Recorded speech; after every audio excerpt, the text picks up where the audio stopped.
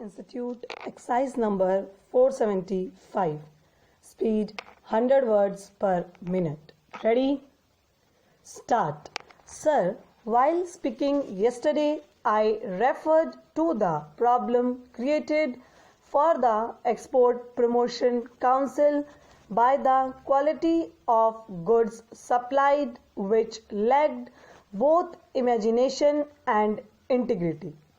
Therefore, not only have standards to be laid down, but some help has also to be given by way of backing properly to all those people who would also like to ask the Honorable Minister to clarify as to how he is going to lay down the standard for the goods. Will the contract between the buyer and the seller be concluded first, and then the quality or standard will be decided?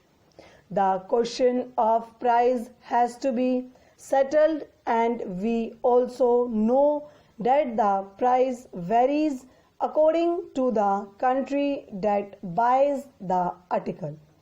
I think the House rightly laid emphasis on the desirability of fixing some standard for goods for the home market and also for our imports. The standards for imports, I am told, are governed by other international import rules. Those also must be varying according to the country of import. In any case, unless there are some standards laid down for the sale of goods in the home market, there will be difficulty. There are people who are used to selling things different from what they had advertised. The things advertised is something other than what is actually sold. So unless our traders are trained to respect integrity and some business morals, it is not possible for them suddenly to rise to the occasion and out of patriotic motives sell goods of the particular specified standard.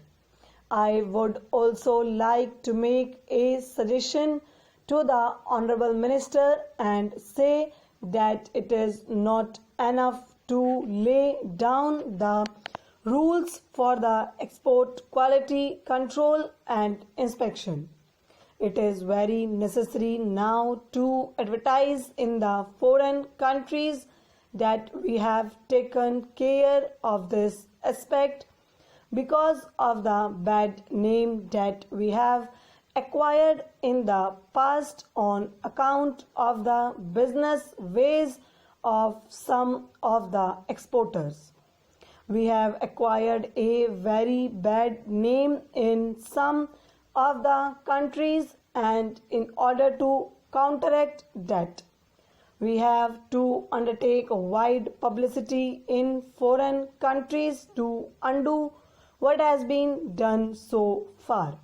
There is one more question which I would like to ask the Honorable Minister so that he may clarify the doubt that may be in the minds of some honorable members.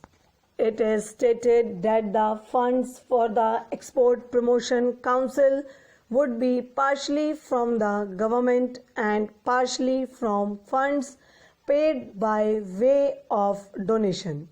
I want to know whether the donors, if they are business people, would not be in a position to take advantage of the position and misuse this Export Promotion Council.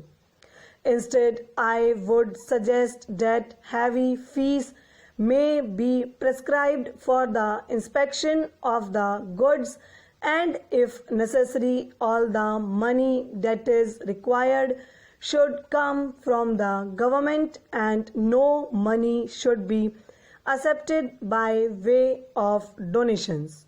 I would also like the government to see that punishment is not so much in the form of fine, because it is well known that where money is got freely either through black marketing or by taking advantage of certain trade conditions, fine is no consideration at all.